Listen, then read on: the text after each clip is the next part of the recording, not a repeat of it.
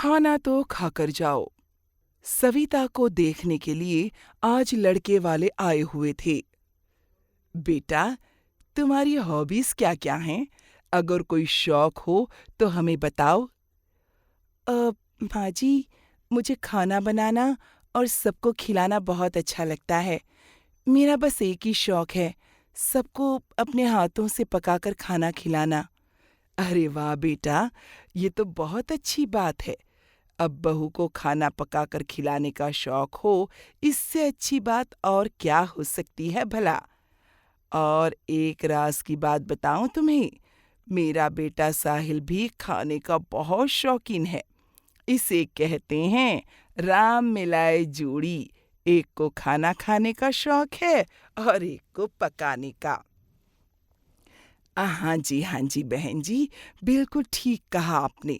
अगर आपकी तसल्ली हो गई हो तो क्या अब हम लोग रिश्ता पक्का समझें?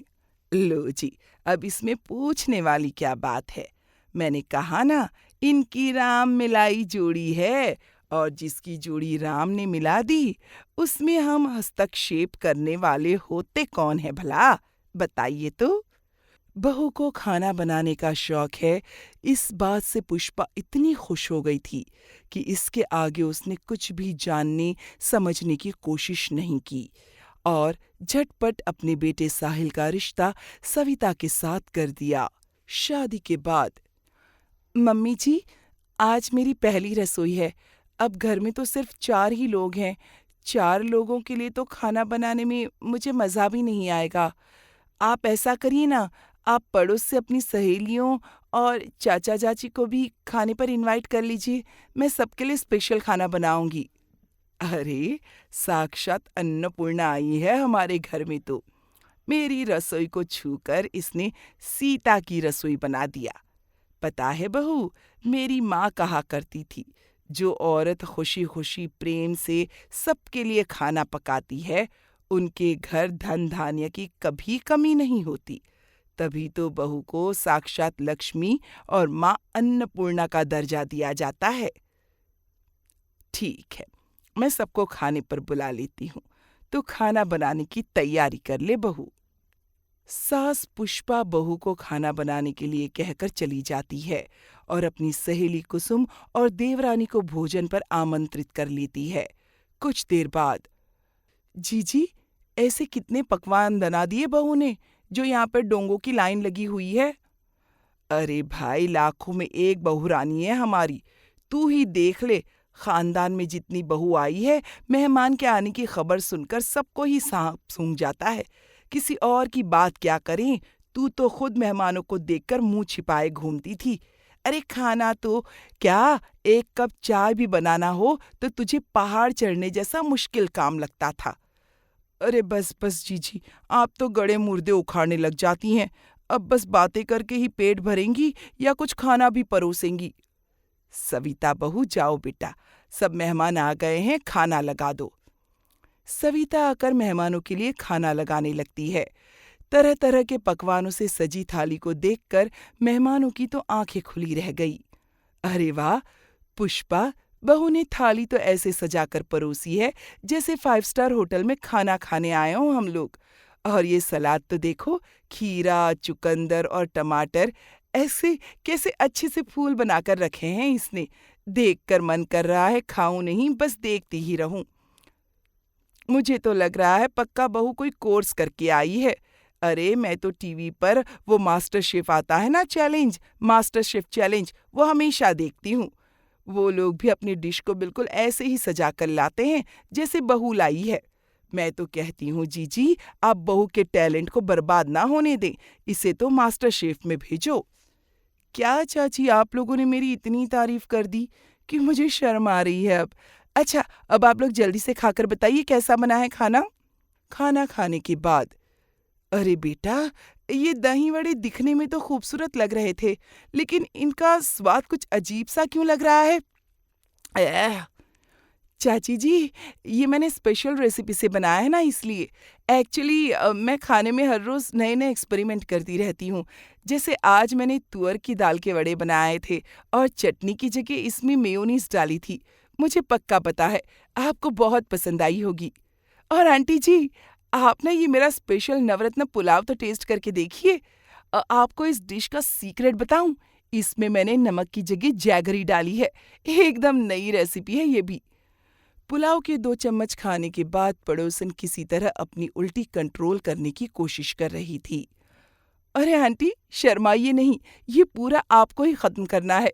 खाइए ना। पुष्पा, वो मुझे कुछ ज़रूरी काम याद आ गया है, मैं बाद में आती हूँ। जी, मुझे भी याद आया, आज तो मेरी मेरी चाचा की लड़की आने वाली है। मैं चलती हूँ, फिर मिलेंगे। अरे लेकिन खाना तो खाकर जाइए। मैंने अभी और डिश बनाई है, उन्हें कौन खाएगा? अरे जाने दो तू इनको। तू ऐसा कर बहू, मेरा खाना लगा दे। मुझे भी बड़े जोरों की भूख लगी है। ठीक है माँ जी, आप लोग बैठिए, मैं लगाती हूँ।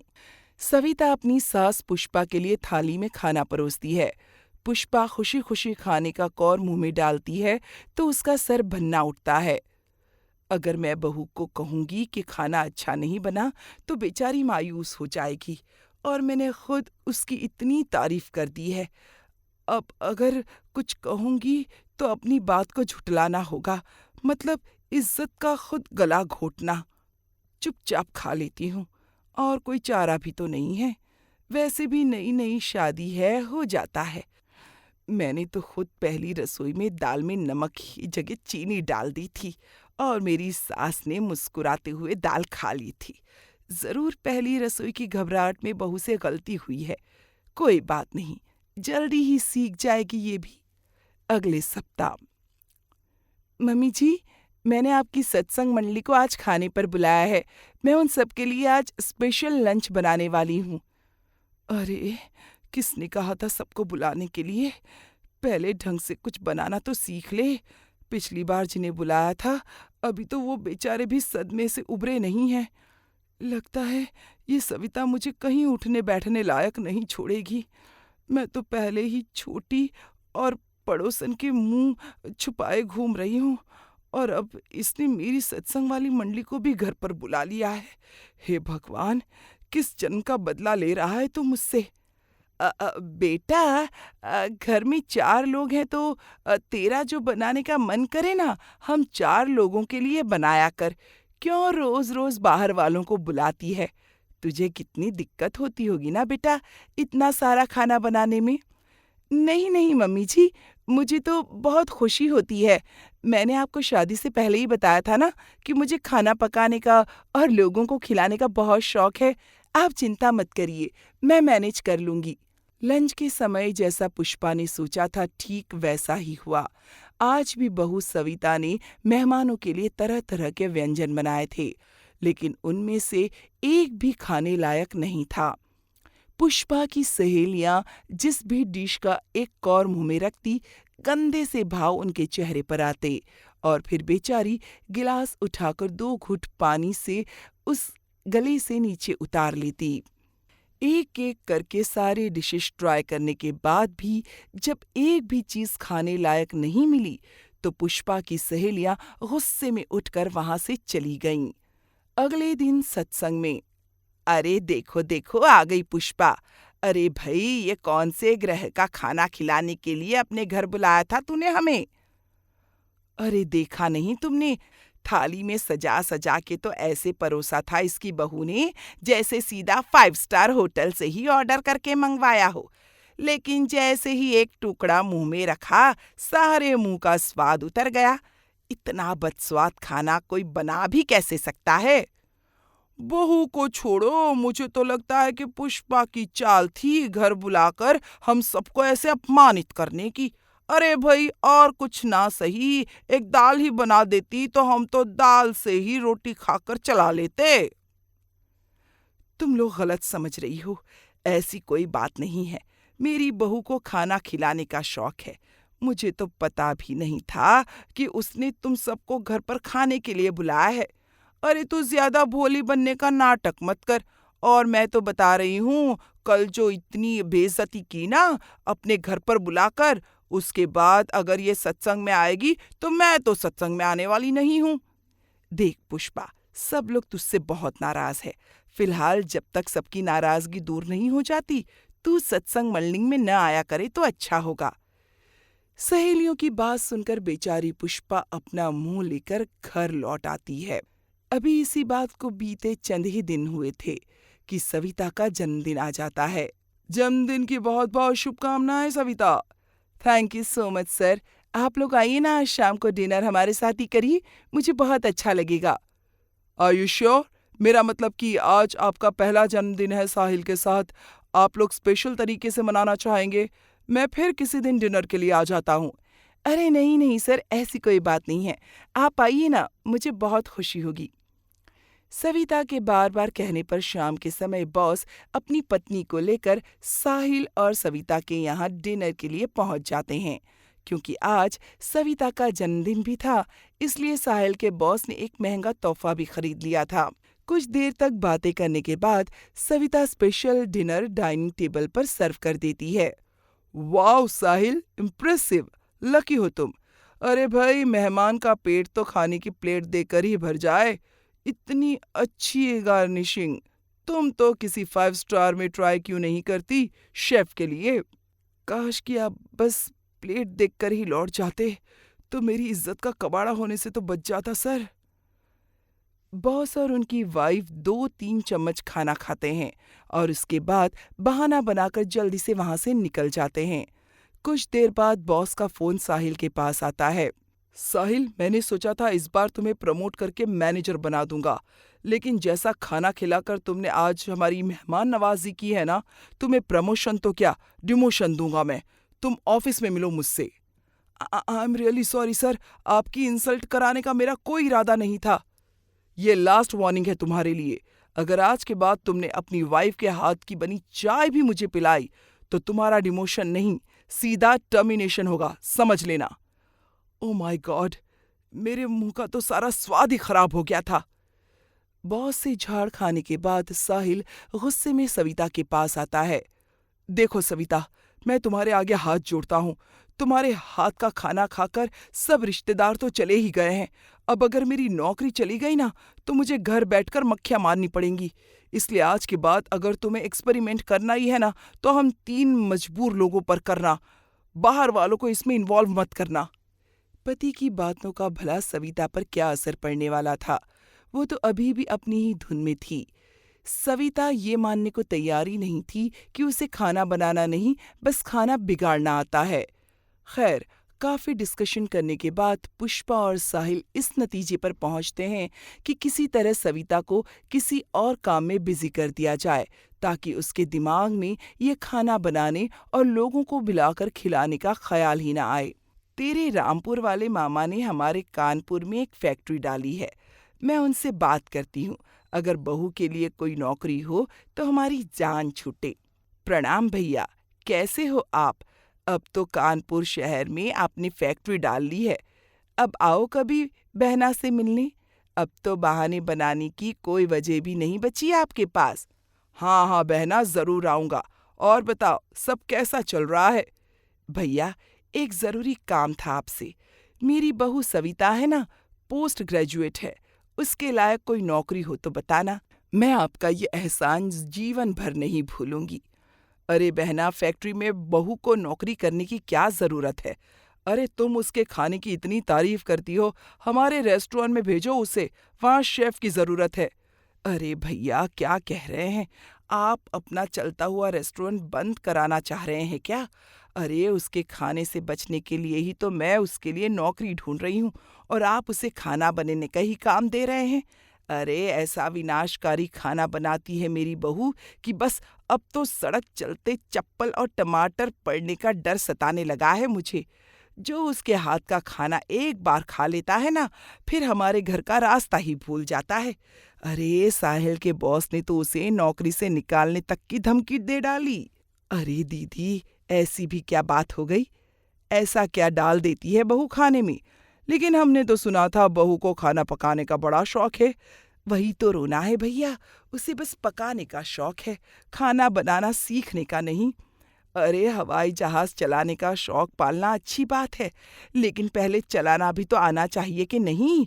उसमें बैठने वाले सबकी जान ही नहीं चली जाएगी अगर ऐसे ही चलाएगा तो। वही चल रहा है मेरे घर में। मैं तो बहुत परेशान हो गई हूँ भैया। आपके आगे हाथ जोड़ती हूँ, मेरी बहू को कोई काम दे दो। बस किसी तरह वो घर से बाहर रहे और रसोई की तरफ देखे भी ना। हम बस यही चाहते हैं। वैसे तो फैक्ट्री में अभी कोई जगह खाली नहीं है, फिर भी तुम इतना कह रही हो तो मैं देखता हूँ। अरे भैया, मैं आपके आगे इतने हाथ पैर जोड़ रही हूँ, अपनी बहन के लिए एक नौकरी नहीं दे सकते आप? आप सीधे सीधे उसे नौकरी देते हैं या आपको भी घर बुलाकर बहू के हाथ का खाना खिला दूं? अरे बहना, तुम तो नाराज हो गई। घर की ही तो बात है, तू भेज दे। काम का क्या है, कुछ न कुछ काम तो निकल ही आएगा। सविता बहू, भाई नाम रोशन कर दिया तुमने हमारा। तुम्हारे मामा जी का फोन आया था, बहुत जिद कर रहे थे कि सविता बहू को उनकी फैक्ट्री में काम पर भेज दूं। मैंने तो साफ मना कर दिया कि नहीं भैया, मेरी बहू तो बस खाना बनाने का शौक रखती है, उसकी डिग्रियां जाए भाड़ में, लेकिन वो अपनी रसोई छोड़कर घर से नहीं निकलने वाली। लेकिन देखो, मामा जी तो ऐसे पीछे बढ़ गए कि क्या बताऊं। कहने लगे, नहीं, ये पोस्ट तो बस बहू के लिए ही है, उसे ये नौकरी करनी ही पड़ेगी। अब बेटा, घर की बात है, इसलिए मैं मना भी नहीं कर पाई और मैंने हाँ कर दिया। इसलिए बेटा, कल से तुझे मामा जी के यहाँ जॉब पर जाना है। मम्मी जी, आपको तो पता है ना, जब तक मैं अपने हाथों से पकाकर पूरे परिवार को खिला नहीं देती, मुझे चैन नहीं मिलता। पूरा दिन मुझे यही लगता रहेगा, पता नहीं माँ जी और साहिल ने सही से खाना खाया भी है या नहीं। अरे बेटा, तू चिंता बहुत करती है मेरी। देख, हम वादा करते हैं, हम अपना खाने पीने का पूरा ख्याल रखेंगे। अब तो खुशी खुशी जा और जाकर अपना भविष्य बना। बेटा, क्या रखा है इस कढ़ाई और चिमटे में? आगे बढ़। अच्छा ठीक है, आप कहती हैं तो मैं जॉब ज्वाइन कर लेती हूँ। बहू के हाँ करते ही पुष्पा और साहिल के दिल में खुशी की लहर दौड़ पड़ती है। अगले दिन सुबह 4 बजे। उठिए माँ जी, सुबह हो गई। अरे बेटा, आधी रात हो रही है, 4 बजे मुझे क्यों जगा रही है तू? ये लीजिए माँ जी, मेरे हाथों की स्पेशल मसाला चाय पी लीजिए, नहीं तो फिर पूरा दिन आप मिस करती रहेंगी।